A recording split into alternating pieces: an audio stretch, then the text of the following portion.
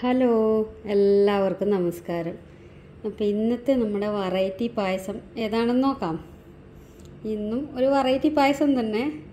അപ്പോൾ ഇന്നലത്തെ പായസം ആരെങ്കിലും ട്രൈ ചെയ്ത് നോക്കിയായിരുന്നോ? ഇന്നത്തെ പായസം എരിശ്ശേരി പായസമാണ്. നമ്മുടെ മത്തനും വൻപയറും വെച്ചിട്ടുള്ള എരിശ്ശേരി പായസം.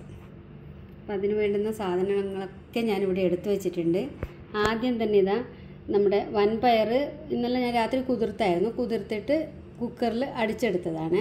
എന്നിട്ട് അതൊന്ന് മിക്സിയിലൊന്ന് അരച്ചെടുത്തു. ഒരുപാട് അരഞ്ഞിട്ടില്ല, ഒരു 2 കൈപ്പിടി എടുത്തിട്ടുള്ളത്. അതേപോലെ തന്നെ നമ്മുടെ മത്തൻ കുമ്പളങ്ങയില്ലേ, അത് ഒരു കഷ്ണം എടുത്തിട്ട് കുക്കറിൽ വേവിച്ച് നല്ലോണം ഈ തവി വെച്ച് നല്ലോണം സ്പൂൺ കൊണ്ട് ഇങ്ങനെ സ്മാഷ് ചെയ്തെടുത്തതാണ്.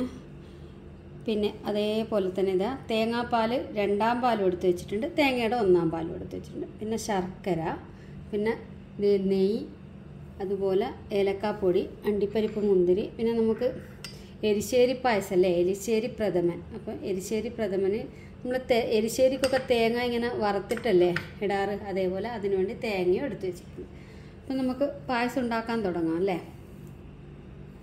ആദ്യം തന്നെ ഞാനിതാ അടുപ്പ് കത്തിക്കട്ടെ. ഞാനിത് ഉരുളിയിലോട്ട് നെയ്യ് ഒഴിച്ചു കൊടുത്തിട്ടുണ്ട്. ഇനി നമുക്ക് ഈ നെയ്യിലോട്ട് നമ്മൾ അരച്ച് വെച്ച വൻപയർ ഇട്ട് കൊടുക്കാവേ.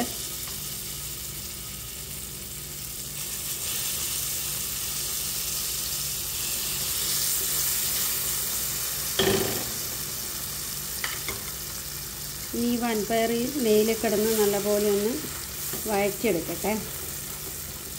ഈ വൻപയർ കുറച്ച് നല്ലപോലെ ഒന്ന് വരട്ടിയെടുത്തിട്ടുണ്ട്. അതിൻ്റെ കൂടെ നമുക്കിത് ഈ എടുത്തു വെച്ച മത്തനും കൂടെ ചേർത്ത് കൊടുക്കാം.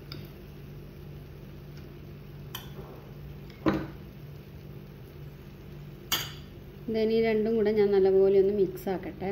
നമ്മൾ നേരത്തെ ചേർത്ത് കൊടുത്ത മത്തനും വൻപയറും എല്ലാം നല്ലപോലെ മിക്സായി വെള്ളമൊക്കെ വറ്റി വന്നിട്ടുണ്ട്. ഇനി നമുക്ക് ഇതിലോട്ട് എടുത്തു വെച്ച ശർക്കര പാനി ചേർത്ത് കൊടുക്കാം.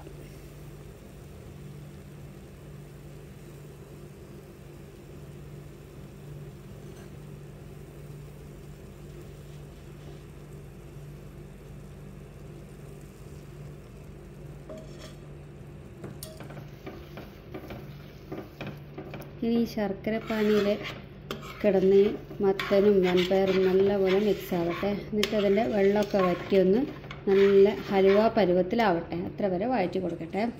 ശർക്കര പാനിയിൽ കിടന്നിത് നല്ലപോലെ തിളച്ച് വറ്റിയൊരു ഹലുവ പരുവമായിട്ടുണ്ട്. ഇതിപ്പം നമ്മുടെ മത്തനും വൻപയറും ഇങ്ങനെ കഴിക്കാൻ തന്നെ നല്ല ടേസ്റ്റാണ് ശരിക്കും.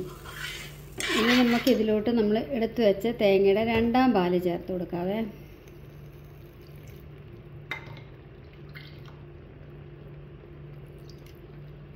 ഇത് ഞാൻ ഒരു 4 തവി ഒഴിച്ചു കൊടുക്കുന്നുണ്ട് 2 പാൽ.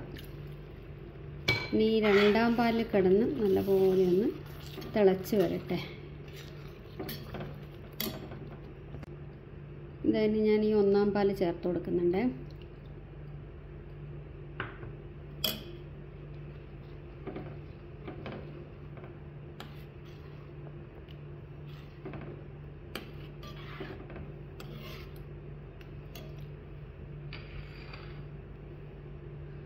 ഇനി നമ്മൾക്കിതാ ഞാൻ നേരത്തെ അണ്ടിപ്പരിപ്പും മുന്തിരിയും വറുത്ത് വെച്ചിട്ടുണ്ട്, അത് ചേർത്ത് കൊടുക്കുന്നുണ്ട്. അതേപോലെ ഇനി നമുക്ക് തേങ്ങ വറുത്തെടുക്കാവേ. തേങ്ങ വറുത്തിട്ട് അതിലോട്ട് ഇട്ട് കൊടുക്കാം.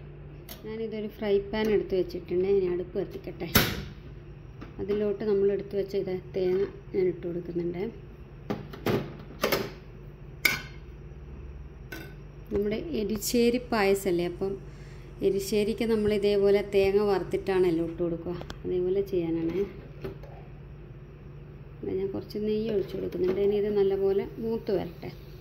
തേങ്ങ ഇത് നല്ലപോലെ മൂപ്പിച്ചെടുത്തിട്ടുണ്ട്, അതുകൂടി ഞാൻ ചേർത്ത് കൊടുക്കട്ടെ. അങ്ങനെ ഇതാ തേങ്ങ വറുത്തതും കൂടെ ചേർത്ത് കൊടുത്തു. അങ്ങനെ നമ്മുടെ എരിശ്ശേരി പ്രഥമൻ റെഡിയായേ. ഇതെല്ലാവരും ട്രൈ ചെയ്ത് നോക്കണേ. അതുപോലെ നാളെ പുതിയൊരു വീഡിയോ ആയിട്ട് നമുക്ക് കാണാം. Thank you.